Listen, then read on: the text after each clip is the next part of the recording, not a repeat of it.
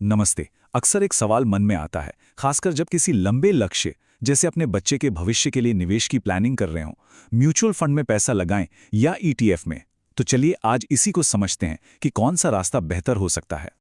चलिए एक ऐसी सिचुएशन से शुरू करते हैं जिससे शायद काफी सारे माता पिता जुड़ाव महसूस कर पाएंगे। जरा एक पिता की इस चिंता को महसूस कीजिए। मेरी एक बेटी है और मुझे बहुत चिंता है कि 20 साल बाद मैं उसकी पढ़ाई का खर्च कैसे उठा पाऊंगा। ये एक बहुत ही असली और बड़ी चिंता है और इसी सवाल से आज की हमारी बातचीत शुरू होती है। तो सवाल ये उठता है कि क्या हमारी पारंपरिक बचत जैसे कि बैंक या पोस्ट ऑफिस में रखा पैसा बढ़ती महंगाई को हराकर इतने बड़े सपनों को पूरा करने के लिए काफी है? ज्यादातर मामलों में इसका जवाब नहीं होता है। और यहीं पर तस्वीर में आते हैं दो मजबूत विकल्प जो वेल्थ बनाने में मदद कर सकते हैं, म्यूचुअल फंड और ईटीएफ यानी एक्सचेंज ट्रेडेड फंड। ठीक है, तो इन दोनों को समझने के लिए एक बहुत ही आसान सा उदाहरण लेते हैं। एक ऐसा उदाहरण जो इनके बीच का सबसे बड़ा फर्क बिल्कुल साफ कर देगा। तो देखिए, एनालॉजी बड़ी सिंपल है।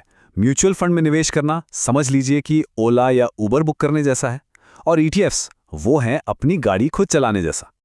म्यूचुअल फंड आखिर है क्या? ये एक ऐसा फंड है जहां एक प्रोफेशनल फंड मैनेजर बिल्कुल ओला ड्राइवर की तरह बहुत से लोगों से पैसा इकट्ठा करता है और उसे निवेश करता है। कहाँ निवेश करना है, कब निकलना है, सारी टेंशन उसकी।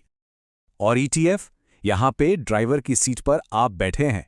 ये एक ऐसा फंड है जो स्टॉक एक्सचेंज पर किसी भी शेयर की तरह खरीदा और बेचा जाता है। मतलब कब खरीदना है, कब बेचना है, पूरा कंट्रोल आपके हाथ में है। ओके, तो ये उदाहरण तो आसान था, है ना? चलिए अब थोड़ा और गहराई में चलते हैं और उन 5 बड़े अंतरों को समझते हैं जो हर निवेशक को पता होने ही चाहिए। आइए इस टेबल पे एक नजर डालते हैं। पहला फर्क, खरीद बिक्री का तरीका। म्यूचुअल फंड सीधे फंड कंपनी से लिया जाता है, जबकि ईटीएफ स्टॉक मार्केट से ब्रोकर के जरिए। दूसरा है कीमत। म्यूचुअल फंड की कीमत दिन में बस एक बार तय होती है, जिसे एनएवी कहते हैं। वहीं ईटीएफ का दाम शेयर की तरह दिन भर ऊपर नीचे होता रहता है। तीसरी चीज है खर्च यानी एक्सपेंस रेशियो। ये आमतौर पे म्यूचुअल फंड में थोड़ा ज्यादा और ईटीएफ में कम होता है। चौथा पॉइंट है कंट्रोल, जिसकी हमने बात की। म्यूचुअल फंड में ड्राइवर है फंड मैनेजर और ईटीएफ में आप खुद, और आखिरी कम से कम कितना निवेश कर सकते हैं। म्यूचुअल फंड में तो 100 रुपए की एसआईपी भी शुरू हो जाती है, लेकिन ईटीएफ के लिए कम से कम एक पूरी यूनिट खरीदनी पड़ती है।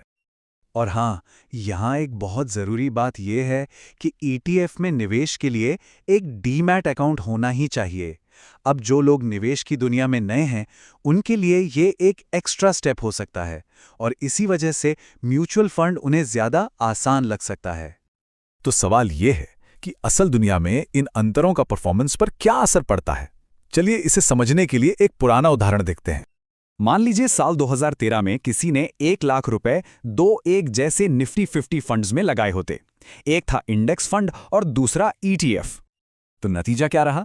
इस केस में ईटीएफ में लगाया गया पैसा बढ़कर लगभग 3,80,000 रुपए हो गया, जबकि इंडेक्स फंड में वही पैसा करीब 3,60,000 तक पहुंचा। ये जो छोटा सा फर्क है ये अक्सर ईटीएफ के कम एक्सपेंस रेशियो की वजह से ही आता है। लेकिन एक बात हमेशा याद रखनी चाहिए, पिछला प्रदर्शन कभी भी भविष्य के रिटर्न्स की गारंटी नहीं होता। ये जो हमने देखा, ये सिर्फ एक एजुकेशनल उदाहरण है। तो अब आते हैं सबसे बड़े सवाल पर। इतना सब जानने के बाद आखिर इन दोनों में से कौन सा विकल्प बेहतर है? सच तो ये है कि इसका जवाब इस बात पर निर्भर करता है कि निवेशक किस तरह का है। तो सबसे पहले उन लोगों की बात करते हैं जो अभी-अभी अपनी निवेश यात्रा शुरू कर रहे हैं, जो एक तरह से बिगिनर हैं। देखिए, जो लोग शुरुआत कर रहे हैं उनके लिए म्यूचुअल फंड एक बहुत ही अच्छा विकल्प हो सकता है। क्यों? पहली बात, डीमैट अकाउंट का कोई झंझट नहीं। दूसरी, 100 रुपए जैसी छोटी रकम से भी एसआईपी शुरू की जा सकती है। ये एक सिंपल हैंड्स ऑफ तरीका है जहां फंड मैनेजर सब कुछ संभालता है और इससे निवेश का एक अनुशासन भी बनता है। अच्छा, अब उन निवेशकों की बात करते हैं जो एक्टिव ट्रेडर हैं और बाजार की चाल को अच्छे से समझते हैं। तो जो निवेशक एक्टिव हैं, बाजार पर नजर रखते हैं, उनके लिए ईटीएफ फायदेमंद हो सकता है।